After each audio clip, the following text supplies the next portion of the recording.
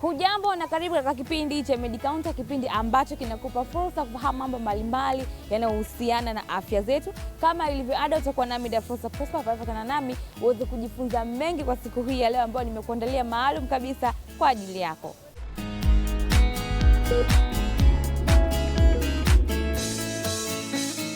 Tanzania imekuwa ikipata mafanikio mengi katika sekta mbalimbali ikiwemo sekta ya afya. Hapo awali matibabu mengi yalikuwa yakifanyika nchini India, lakini sasa hivi Tanzania tunafanya matibabu hayo. Mfano, tumeweza kupandikiza figo ambako hapo awali ilikuwa ikifanyika nchini India. Matibabu mbalimbali ya moyo yamekuwa yakifanyika hapa Tanzania ambapo hapo awali yalikuwa yakifanyika nchini India. Sasa basi neema imewashukia watoto wenye matatizo ya kusikia, ambapo basi hapa Tanzania wana kifaa maalum ambacho wanamwekea mtoto na mtoto anaweza kusikia kama kawaida. Kifaa hiki kinaitwa cochlear implant. Sasa basi baadaye tutakuja kumsikiza daktari ambaye ni daktari bingwa wa magonjwa ya masikio, pua na koo, ENT. Atakuja kutuambia kifaa hiko ni kifaa cha namna gani, lakini pia ni sifa zipi ambazo mtoto anatakiwa kuwa nazo ili aweze kuwekewa kifaa hiko. Tunafahamu ya kuwa wenye matatizo ya kusikia ni wengi, lakini sio wote ambao wanatakiwa kuwekewa kifaa hiki. Ila kwa sasa tumsikilize mama huyu, Mama Ayana, ambaye yeye mwanae ana tatizo la kusikia, lakini baada ya kuwekewa kifaa hiko na madaktari wa hapa Tanzania, mtoto wake aliweza kusikia kama kawaida. Tutafuatana naye uweze kujifunza juu ya kifaa hiki cha cochlear implant.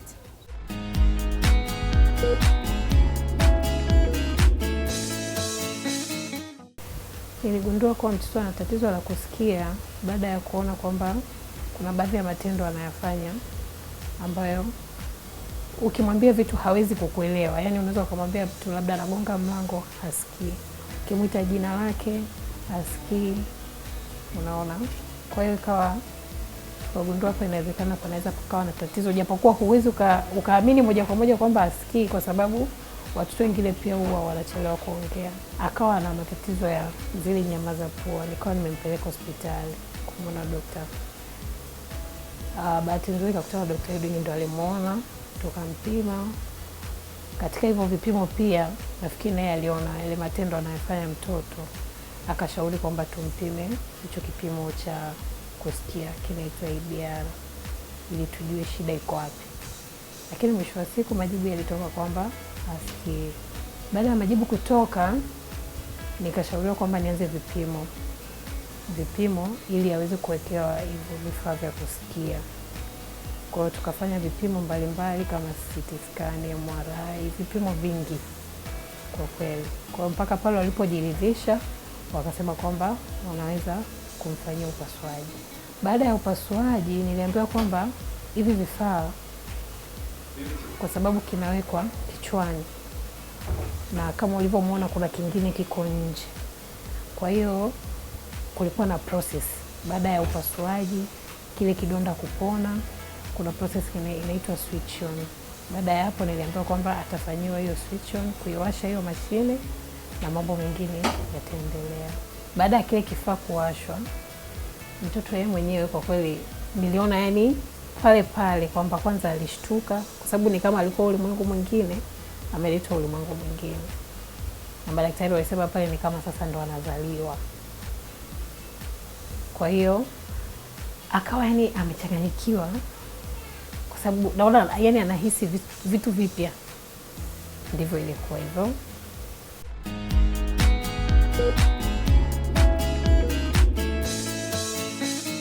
Baada ya kusikiliza ushuhuda huo, sasa hebu tukazungumze na daktari. Huyu hapa daktari bingwa magonjwa ya masikio, pua na koo, Dr. Edwin Liombo. Yeye atatuambia kifaa hiko cha cochlear implant kinafananaje, lakini pia kinawekwaje katika mwili wa binadamu, lakini pia sifa za mtoto ambaye anatakiwa kuwekewa kifaa hiko ni zipi, sababu tunafahamu ya kuwa ambao wana matatizo ya kusikia wako wengi, lakini sio wote ambao wana vigezo vya kuwekewa kifaa hiko. Huyu hapa tukamtazame na kumsikiliza.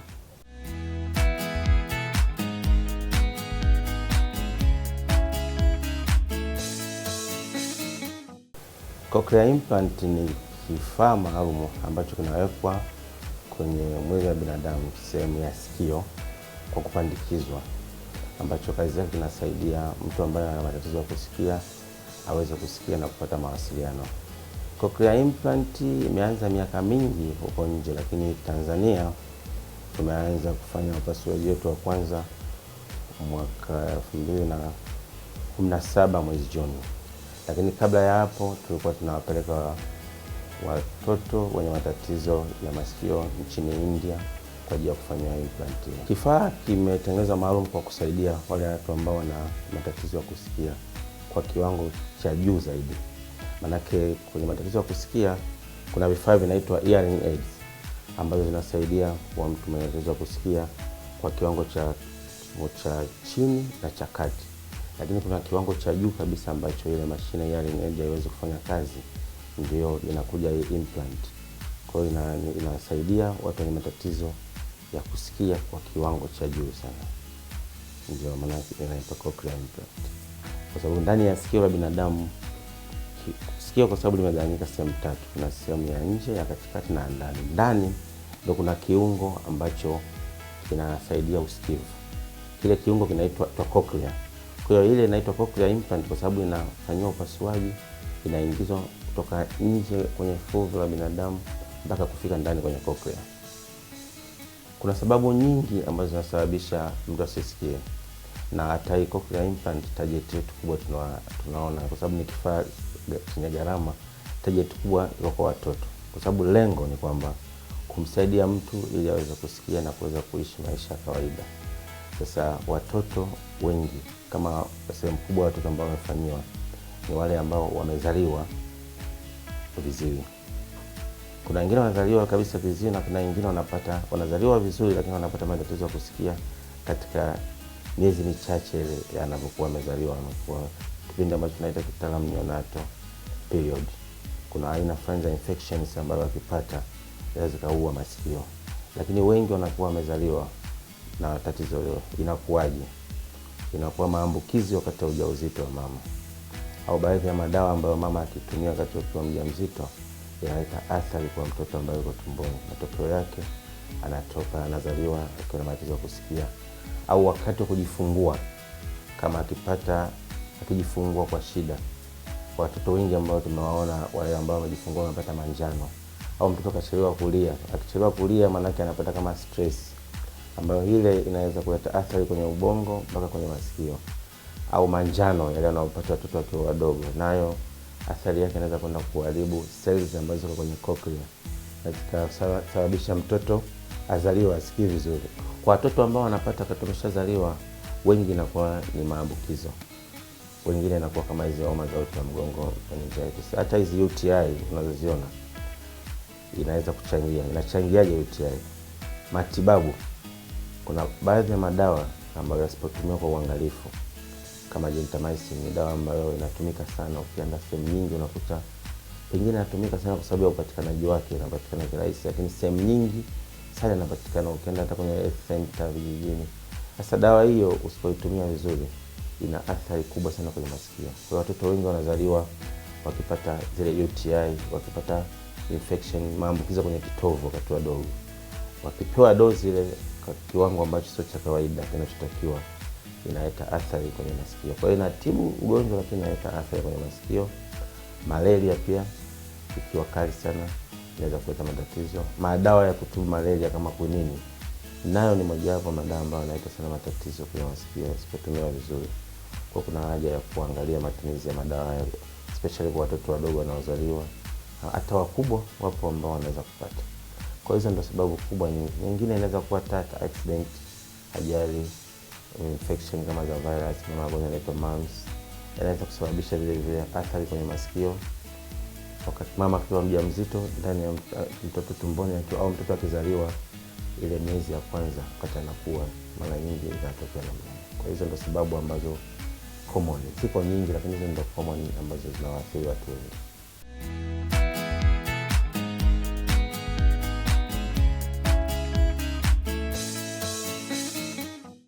Cochlear implant iko kwa ajili ya wote, sio watoto pekee yake, hata watu wazima. Kuna watu wazima ambao anazaliwa kawaida kabisa, anasikia, anafanya kazi, labda anapata accident, sikio linakuwa, cells zinakufa. Maana kuna cells kwenye sikio ambazo zikifa hakuna dawa ya kuzitibu zuri kawaida. Kwa hiyo zikifa zile, inabidi lazima waweke implant ile sikio. Kwa hiyo kuna watu wazima kama mimi na wewe tulivyo, tunasikia yakapata infection ghafla, mfano kama homa ya uti wa mgongo, meningitis, au ukaugua malaria ukaenda mahali ukapigwa zile quinini kwa dozi ambayo sio sahihi, au ukapigwa sindano gentamicin kwa dozi sio sahihi, cells zikafa, naweza nisisikie. Kuongea naongea, lakini naweza nisisikie. Kwa hiyo sasa ukifika kipindi kama hicho, yule ni mtu ambaye anaweza kufaidika kwa kuwekewa implant. Kwa hiyo sio watoto sana, lakini asilimia kubwa ni watoto. Na target iko kwa watoto kwa sababu gani? Ya language, lugha. Kwa sababu mtoto akizaliwa ili aongee anajifunza lugha kwa mazingira ambayo yupo. Kimzaa mtoto wako sasa hivi kama wewe ukamchukua ukampeleka China wakati ana miezi 4 5 akakaa, ukienda kumchukua baada ya miaka 3 atakuwa anaongea Kichina tu. Kwa anajifunza kutokana na mazingira. Ukimpeleka Japan ataongea Kijapanese, ukimpeleka Marekani ataongea Kiingereza cha Marekani. Kwa sasa ukimwacha sasa akiwa asikii, hawezi kujifunza lugha. Kwa hiyo matokeo yake atakuwa bubu. Kwa hiyo inakuwa kuna mambo mawili unakuja, bubu na kiziwi.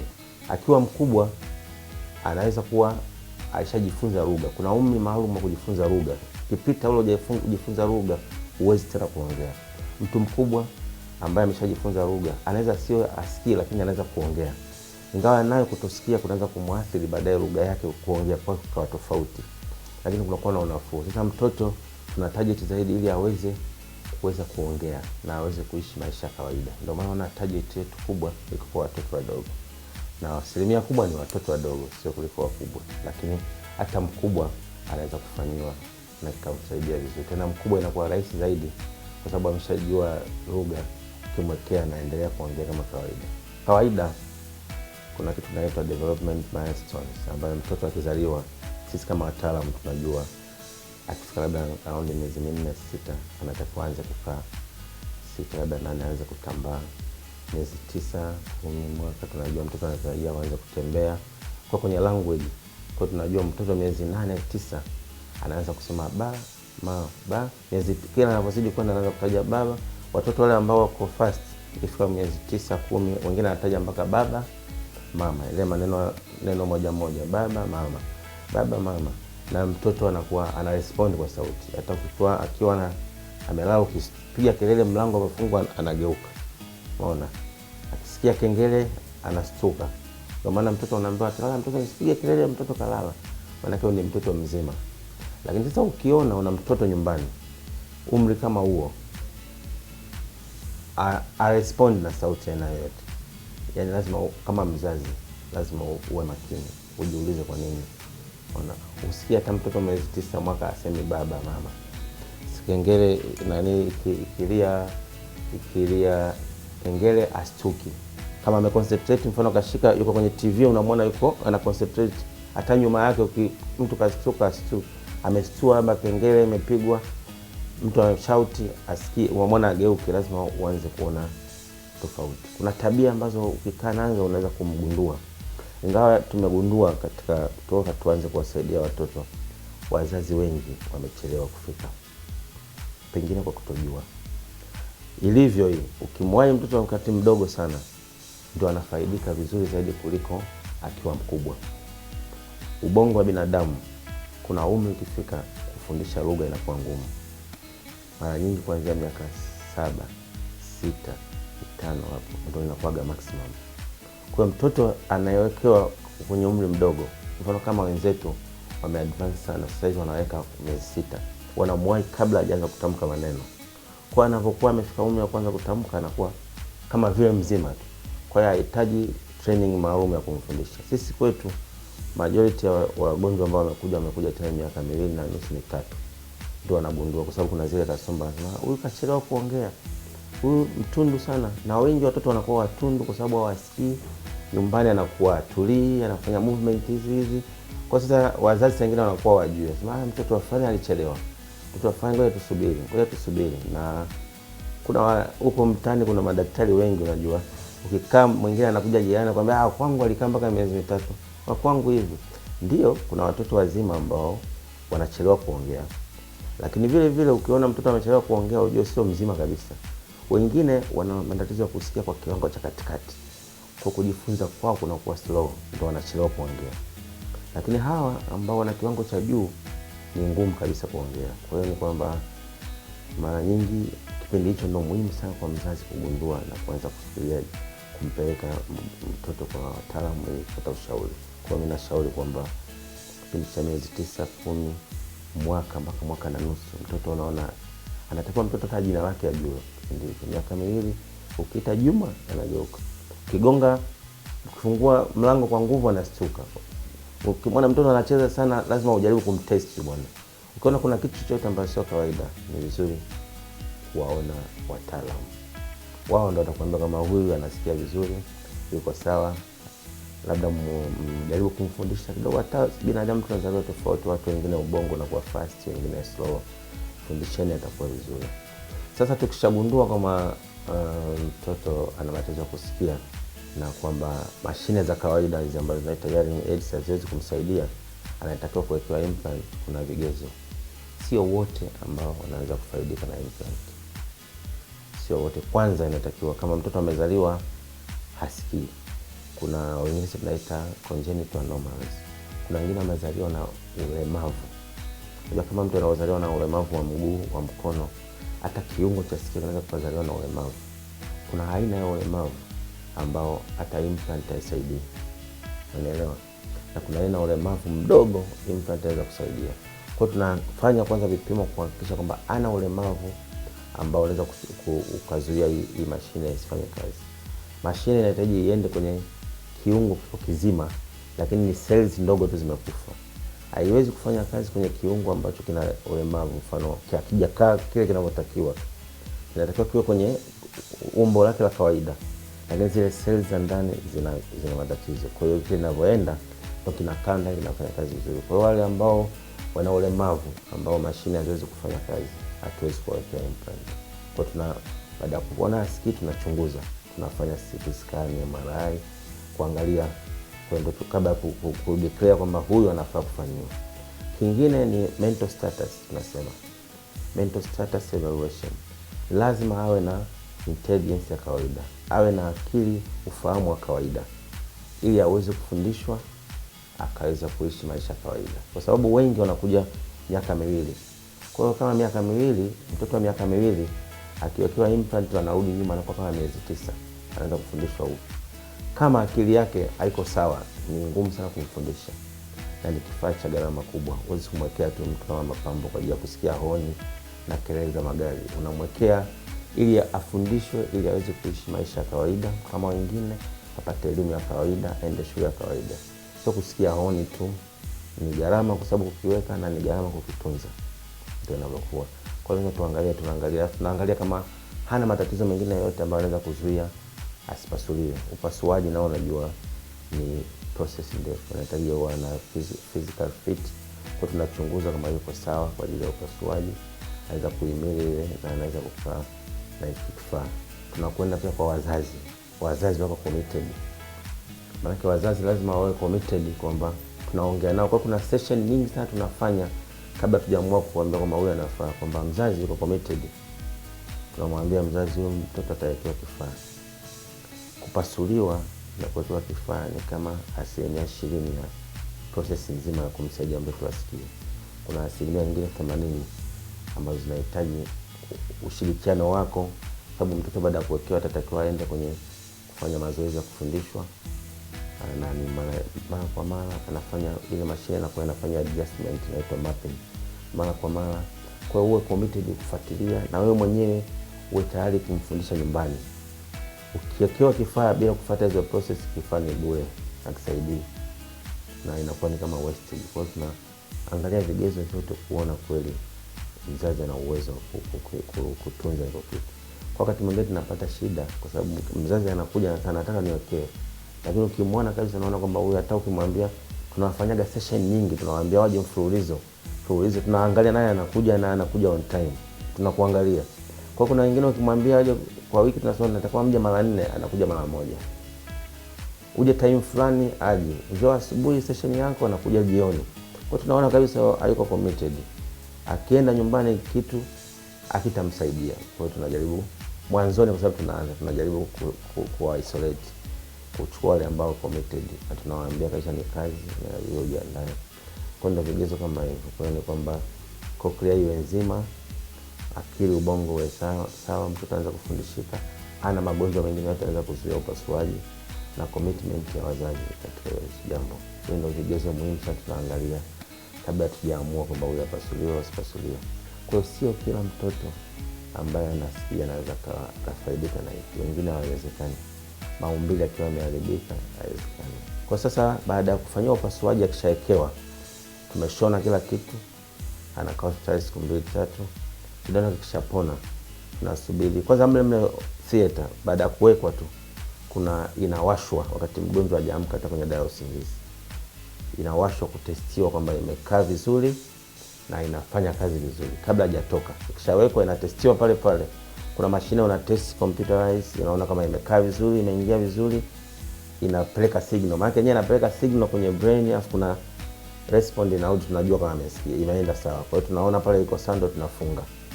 Anakwenda, tunasubiri kidonda kipone, kishike vizuri. Baada ya mwezi mmoja tunafanya kitu kinaitwa switch on. Switch on ni nini? Ndo mashine inawashwa kwa mara ya kwanza, na ndo siku ya kwanza kabisa ambayo mtoto anaanza kusikia. Kwa ni siku special kwa daktari aliyofanya, wasaidizi wa daktari waliofanya, na wazazi. Tunaambia kabisa mzazi, njoo uone mtoto wako, ndo siku ya kwanza atasikia. Anaanza kusikia sound. Kwa hiyo ile ina levels, kuna kitu tunaita mapping. Tunaanza level ya chini, tunakuwa tunaipandisha taratibu tunapomfundisha. Kwa hiyo kila baada mwanzoni, kila wiki tukishamwekea anakuja, tunaangalia, tuna adjust. Ndio maana unaona tukiwapeleka nje walikuwa wanakaa muda mrefu. Baada ya wiki tuna adjust volume, kuangalia kama yuko comfortable. Wengine wakiwa hako comfortable unashusha kidogo. Baada ya wiki unakuja tena unamuongezea mpaka kuna level ambazo ukifika unajua sasa hivi ni optimum, ndio nzuri kwa ajili yake. Kwa hiyo pale anaanza kufundishwa speech, anaanza kufundishwa maneno, kwa sababu sasa ndo anasikia. Kusikia anasikia, lakini ndo aelewe ni nini, kwa sababu ndo mara ya kwanza. Anakuwa kama alikuwa miaka 3, anakuwa ndo kama miezi 9 ameanza kuelewa, kusikia zile sounds, unaona. Kwa hiyo anaanza kufundishwa maana ya vitu. Kwa hiyo watu wa speech wanaanza kumfundisha kwamba, wanamuonesha kwamba hii miwani anashikiwa hivi, unaona, anashikiwa, anaona, anaambiwa hii ni miwani, unasikia, anashikiwa, anaambiwa hii ni kalamu. Kwa hiyo ndio maana tunasema mtoto lazima awe na intelligence ya kawaida au zaidi, ili aweze kujifunza. Kama ana mtindio wa ubongo ni vigumu kumfundisha, hataweza. Kwa kufundishwa hii miwani, anarudiwa mara kwa mara. Kuna vifaa vingine vya kusaidia, baadaye anajua. Kesho yake akija, ukishika naambia hii nini, anakuambia hii miwani. Maana yake anashika maneno. Unakuja maneno kwa maneno. Kwa hiyo kuna maneno, kuna stage ya kufundisha. Kuna maneno rahisi anachanganya, baadaye inakuja sentensi, mpaka baadaye anaanza kuongea kabisa. Kwa zile mappings zinakwenda wiki, baadaye zinakwenda mwezi, miezi 2, 3, 6. Kwa sisi tunajua baada ya mwaka mmoja toka awekewe implant mtoto, ndio tunakuwa sasa tuko satisfied kwamba huyu sasa safi. Na kuna wengine wanakuwa safi, wanaenda kusoma shule za kawaida, hahitaji kwenda kwenye shule za vizuri.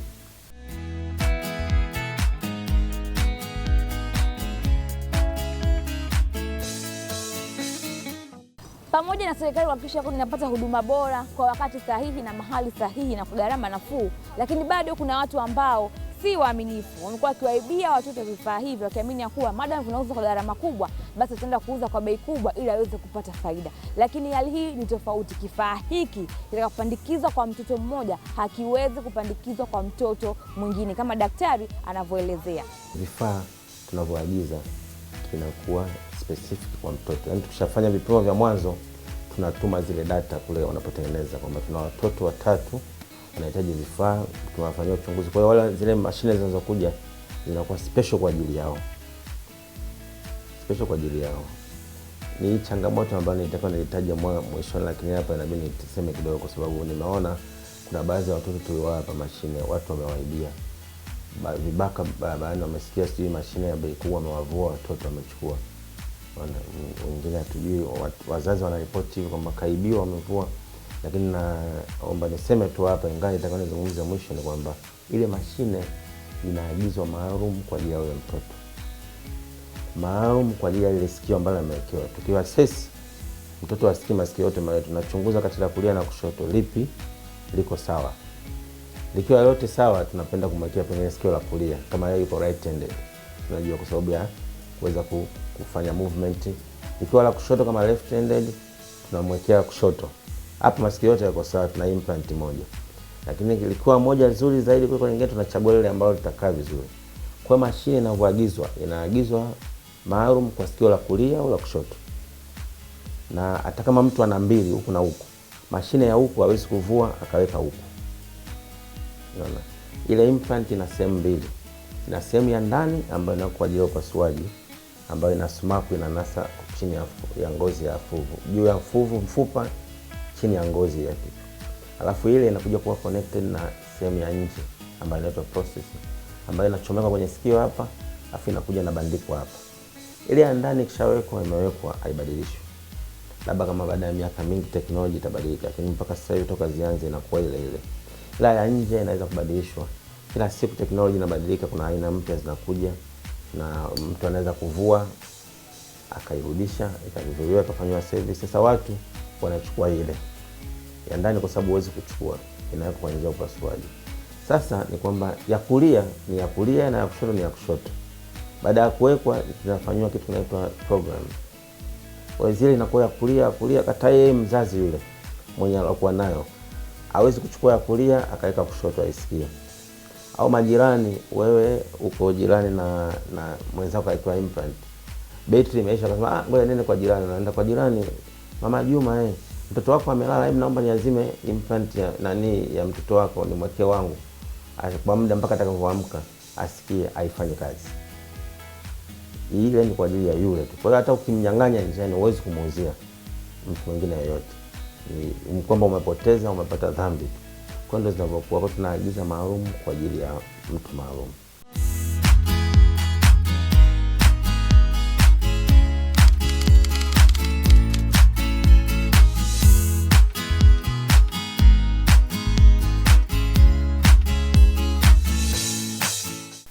Hapana, asilimia kubwa ni kwamba wanakuwa tunawawekea hizi implant ni wale ambao wasikii masikio yote mawili. Mfano umepata athari ya tuseme gentamicin injection, umechomwa dozi ambayo sio sahihi, imeleta sumu, haitachagua sikio, itakwenda itaathiri zile seli za masikio yote mawili.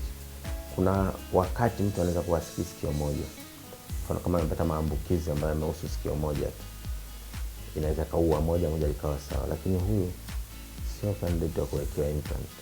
Inataka iwe bilateral yote mawili. Profound deafness maana ni kwa kiwango cha juu, ambaye asikii sikio moja linasikia, sio kiwango cha juu, ni kiwango cha kawaida, moja anaweza kuitumia. Kwa sababu hata watoto wengi wamewekewa implant moja.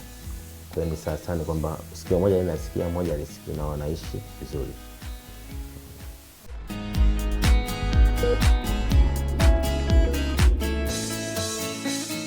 Kufikia hapo kipindi cha Medicounter hakina la ziada, ni kusii tukiachana nikija kwa kipindi cha Medicounter.